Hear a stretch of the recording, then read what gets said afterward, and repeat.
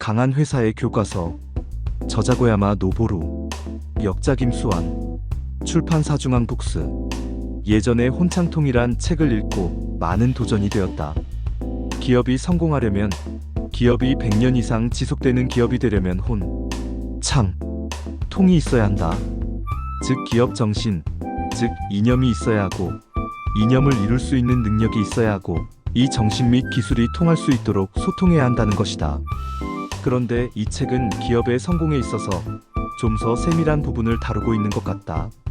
실제적인 부분에서 어떻게 준비, 대처해야 하는가를 말하고 있다.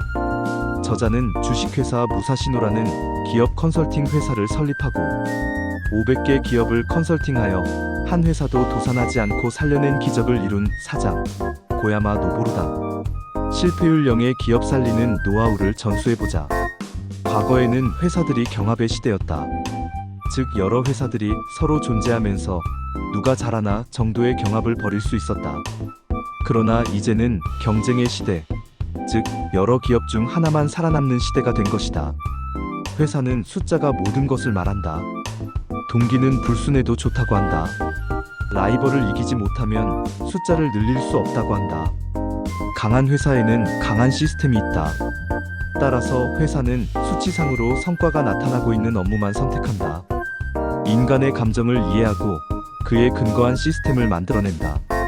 인간은 감정적으로 그렇게 하고 싶다고 느꼈을 때만 움직이는 생물임을 알고 이해한 후 그에 근거한 회사 시스템을 만들어야 한다. 진급할 자를 발탁하는 것은 실력 위주로 하고 연령, 실적에 무관하게 등용하는 것이 옳다. 궁극적으로 사람을 바꾸지 않으면 회사는 달라지지 않는다. 실적이 좋으면 실력이 좋은 게 아닌가? 그렇지 않을 수 있다는 것이다. 실력이 좋으면 언제든 실적은 나타나게 되어 있다는 것이다. 경여운 도박이다. 항상 관찰 가설 검증해야 한다. 누구나 앞이 보이지 않는 불확실한 상황 속에서 결단을 거듭하며 수를 늘리지 않으면 적에게 패하고 만다. 무사시노는 관찰 가설 검증을 뿌리내리게 했다. 우수하지 않은 인재만으로 우수한 회사가 될 수 있었던 것은 개인의 능력에 상관없이 누구나 결과를 남길 수 있는 시스템을 만들어 왔기 때문이다. 경영은 눈앞의 이익을 포기하고 장기적 관점에서 보아야 한다. 장기 계획을 세우는 것은 오늘 할 일을 명확히 하기 위해서다. 오늘만을 위해 살면 내일을 대비할 수 없다. 언젠가는 도산하고 말 것이다. 개인도 마찬가지일 것이다. 장기적 계획을 세우면 반드시 그 목표에 따른 단기, 오늘의 할 일이 정해질 것이다. 나의 첫째 아이는 5개 국어에 도전하고 있다. 영어는 완숙, 일본어는 대화 충분, 쓰기 보완, 중국어, 스페인어 도전하고 있다. 그래서 오늘의 할 일에 중국어 드라마 보기가 들어가 있고 늘 보고 익히고 있다. 경영계획서는 타사의 것을 모방하라. 좋은 일은 가장 마지막에 하라. 즉 일단 회사가 서고 보라는 것이다. 처음부터 좋은 일, 이념을 따지다가 도산하면 좋은 일, 이념을 물거품이 된다. 따라서 일단은 회사를 세우는데 총력을 기울이는데 타사의 것도 모방하고 카피하는 것을 두려워하지 말라는 것이다. 고야마 노보루 씨는 자기만의 독특한 것을 만든 사람과 타사의 것을 모방한 사람의 것이 오면 모방한 것을 잘했다고 한다. 고객의 요구에 부응하는 길은 고객 만족도를 높이는 것이 아니라 불만족도를 없애는 것이다. 만족의 파장보다는 불만족의 파장이 훨씬 크기 때문이다. 세상에는 좋은 회사도 나쁜 회사도 없다. 좋은 사장과 나쁜 사장이 있을 뿐이다. 회사가 매출이 올랐다면 사장이 변했기 때문이다. 사장의 결정이 늦으면 이익이 나지 않는다. 사장이 될 사람은 성급해서 곧바로 결정하는 사장인 편이 낫다. 성급하고 불같은 성격에 지레짐작심하며 거기에다 휙휙 바뀌는 사람은 사장으로서 더할 나위 없다. 작은 실패를 많이 거듭한 사람도 대성하기 쉽다. 치명상에 이르지 않는 실패를 반복해온 사람이 사장으로서는 더 우수하다. 상식을 뒤집는 이론이다. 그러나 아주 합리적인 이론이다. 빠른 결정은 실수가 많지만 작은 실수이다. 실수가 많을수록 더 좋은 결정을 내릴 확률이 높다. 결국 성공에 이른다는 말이다. 나쁜 사장은 모두의 의견을 듣는 사람이다.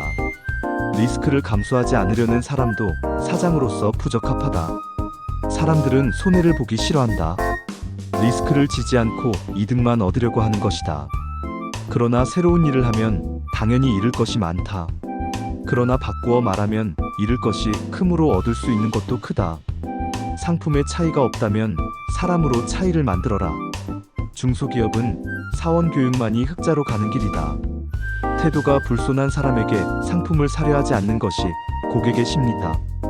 교육을 통해 사원을 교육해 놓으면 좋은 사원이 되어 물건이 잘 팔리게 된다. 사원 교육에 과하게 비용을 들어 도산한 회사는 한 곳도 없다.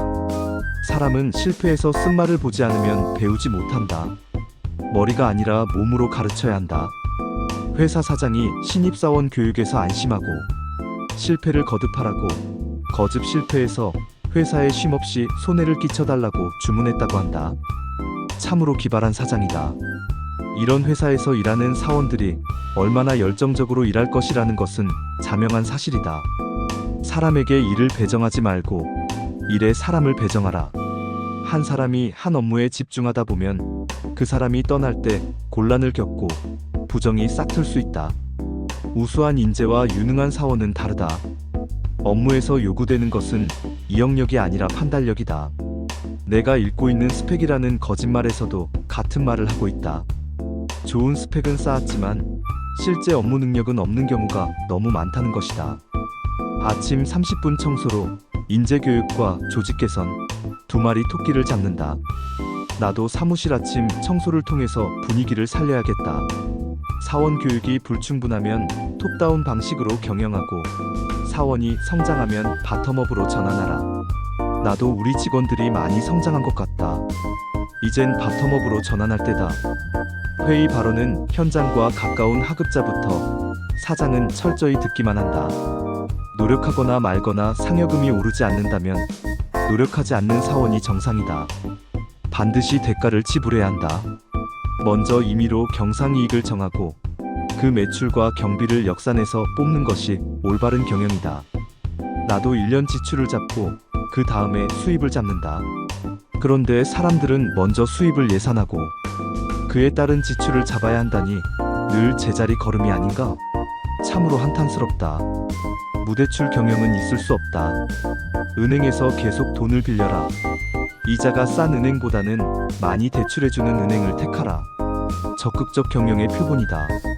나는 이 책을 통해 역발상적인 것들을 많이 발견했다. 나의 지금 하는 일에 많은 도움이 되었다. 실제로 아침에 청소하는 일 훈련된 사람들을 통해서 일을 하는 것, 지출을 결정하고 수입을 결정하는 1등이다. 기업에서도 많은 영감을 얻게 될 수 있다는 것을 발견했다. 이젠 도전이다. 이젠 몸소 부딪혀야 한다. 몸으로 겪는 것만이 실력이 된다.